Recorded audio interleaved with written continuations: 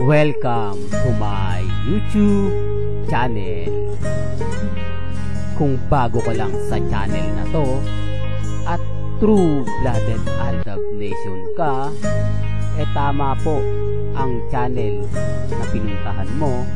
Kaya considering na po kitang bagong subscriber.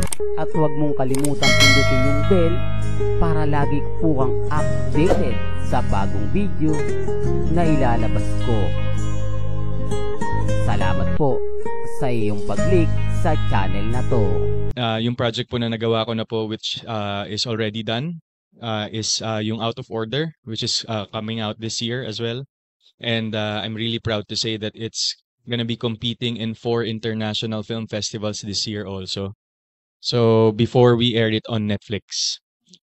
Welcome back mga kaaldab. Ito na naman po ang inyong lingkod, si Mr. Destiny.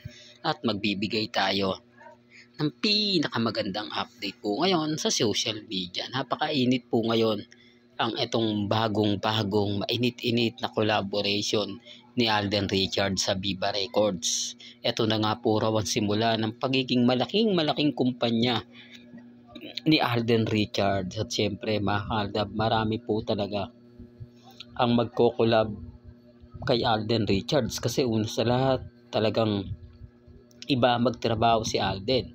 Pangalawa, wala na po siyang ganong project ngayon sa GMA Network. Gaya ng sinabi ko, mas lalo po lumakas ang ugong-ugong na freelancer na lang po talaga si Alden Richards sa GMA Kapuso. Ang ibig kong sabihin, on call na lang po siya na pwede siyang tumanggi. Yun lang po yung pagkakaiba na kapag may projects ang GMA Network at sa tingin nila na babagay kay Alden, pwedeng tanggihan ni Alden. Di po ba? Hindi katulad ng dati na kapag inutos ng management ng GMA Network, wala pong magagawa si Alden kundi sundin siya. Maaaring tumanggi ka sa una, pero sa pangalawa hindi na. Ito kasi ngayon ang pinakabago. Magkakaroon daw po ng pelikula sina Alden Richards at si Julia Barreto na kung saan Thailand nga po ito. Marami tuloy nagre-react at nagko-komento sa atin mga kaaldab na kumbaga yung sinasabi ng iilan, yung komento ng iilan, normal lang po yun. Di po ba? Sabi ko nga po sa inyo, sa dami po ng mga taong bitter sa channel ni Mr. Destiny, sa dami ng mga taong nagre-react at nagko-komento, okay lang po yan. Ang importante lang naman po maging updated po kayo. Malaman nyo yung mga trending, yung mga viral at yung pinag-uusapan. Di po ba? Sa ngayon kasi mga kaaldab ako, hindi ako basta-basta nagpapa-apekto. Never po tayo nagpapatalo, nagpapadaig. Lalo na nga po kapag ang pinag-uusapan natin ang Aldab Nation. Di po ba? Taliwas po sa mga pahayag at sinasabi ng iilan. Bagamat maraming komento, maraming ganito, maraming ganon, okay lang po yun. Di po ba? Hindi naman po tayo nagpapa-apekto at never naman po tayong magpapatalo. Kaya nga sabi ko sa inyo, ako relax lang po ako. Kampante lang kasi hindi naman po magtatagal at malalaman din ng buong mundo ang buong kwento at buong katotohanan. Sabi nga ni Alden, masaya nga po siya ngayon sa mga nangyayari sa kanya. Ibig sabihin lang nito mga kaaldab, ito na po yung simula. Di po ba? Tapos sa mga nagsasabing, eto, narinig nyo naman po sa video na kung saan ipalalabas nga po ang Out of Order sa Netflix. Pero 3 muna na ipalalabas to bago dun po sa Netflix. Ibig kong sabihin, pang international po ata ipalalabas bago nga po sa Netflix. O ibig sabihin, baka hindi palabas dito sa Pilipinas. Di po ba? Sa ibang bansa muna mauuna at bago po mapalabas dito sa Netflix. O, ayun ang mga pinapaliwanag ko mga kaaldab. Sabi ko nga po sa inyo, ito na po yung simula. Kaya yung iba nagsasabi na totoo nga po Mr. Destiny, baka may project nga po talaga si Bossing, si Alden ngayong 2024 para nga po sa Metro Manila Film Festival po pwedeng comeback ito ng Aldab Nation. Ang pagtatambal ni Mengay at ni Alden, at ang pinaka main character nga po dito yung dalawa, at si Bossing po ang pinaka ano nila at yung partner niya, di po ba? Parang may baby love issue na naman yan, Mr. Destiny. Kaya ka nababash eh. Kaya ka lagi na pagsasabihan paasa kasi masyadong mataba yung utak mo.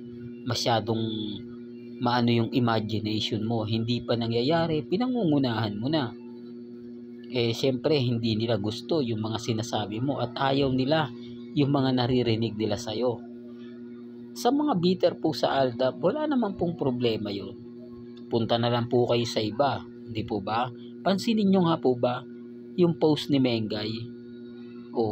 Tapos yung ganap ni Congressman Arjo. Last term na po ng pagsasalita ni Congressman Arjo, bakit wala po ron si Maine? Bakit hindi po lumabas o nagpakita man lang? Doon pa lang dapat nag-iisip na po kayo. Di po ba?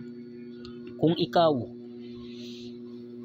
ang sinasabi nilang First Lady ng District 1 ng Quezon City, bakit no show ka sa mister mo? Bakit hindi ka nagpapakita? Gayong gabi naman po yun. Tapos na yung Eat Bulaga. Doon pa lang po mga kaaldab, parang may mali na, no? Kung susuriin at kung talagang pagtutuon ng pansin, masasabi nyo na dapat nandun si Maine eh. Kasi siya talaga yung pinakaano ron eh. Maraming mga artista o mga masasabi natin tumatakbo na ginagamit yung artista.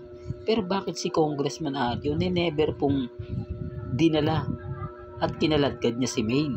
Ang ibig kong sabihin sa salitang kaladkad, pasensya na po kayo, isinama niya si Maine. Di po ba? Pero wala eh. Ay ba, syempre kasama ni Ibyang dyan, ni Congressman Arjo, si Ibyang.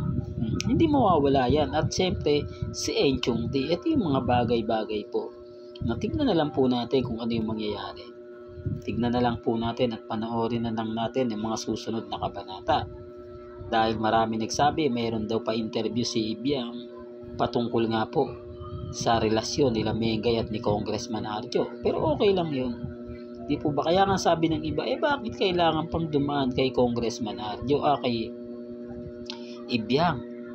Po pwede naman ata na, di po ba, na direkta na silang magsalita. Total, magkasama naman daw sila sa iisang bahay.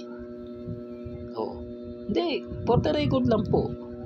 Nakita nyo po ba na nag-post yung dalawa na kumakain ng breakfast, kumakain ng lunch, naghaharutan, gaya nga po ng mga post ni Rambo at ni Maha? Hindi niya po makikita yan. Dahil paano nyo makikita yung isang bagay na hindi naman magkasama? Di po ba? Alam ko marami nang umuusok ang sa galit sa akin yan. Lalo na po yung mga Armin fanatics, kung ano-ano naman yung sasabihin nila. Ang sa akin lang, totoo naman po eh. Kung main fanatics ka, alam mo yung pinupunto ko. Alam mo yung sinasabi ko na never pong kumbaga ipinarada ni Congressman Arjo si Mengay. Tapos etong pinakahuli niyang termino, no show pa. Kaya sabi ko sa inyo, bago po kayo magalit sa akin, tignan nyo muna yung Instagram, yung Twitter, kung ako lang po ba talaga yung nagsasalita, kung ako lang po ba talaga yung nagpapakalat ng mga ganitong impormasyon. Ang dami po kasi mga nagtatanong, although hindi siya binablog ng mga iba dahil alam nila na magiging bitter sila sa Armin. Di po ba? Alam naman nila na, takot naman sila na mabawasan yung mga followers po nila. Gusto nga nila pati yung Aldab sa kanila pa rin eh. Di po ba? Na sinasabi nilang yung ibang Aldab fans, magmupo na kayo. Dito na lang kayo kay Mengay at kay Congressman Arjo. Di po ba? Yung tipong pinopromote niya rin yung sarili niya para sa Aldab. Akala ko ba marami na po silang followers? Bakit kailangan pa po nila maghikayat? Di po ba? The real talk yan mga ka-Aldab. Well, hanggang dito na lang po ang ating latest updates. Kaya kung gusto nyo pa po ng pinaka-latest at sariwang update, abay tumutok lang po kayo dito po sa channel ni Mr. Destiny para updated po kayo sa mga bago at sa mga latest na i-upload po natin. Maya-maya lang. Kaya kung bago ka lang sa channel na to at isa kang true-blooded Aldab Nation na nagmamahal kina Mengay at Isoy, tama po ang channel na pinuntahan mo, kaya consider na po kitang bagong subscriber. At huwag mong kalimutang i-share ang mga video po natin sa mga mami, sa mga titas, at sa mga senior. Hanggang sa muli, salamat po sa panonood at pakikinig.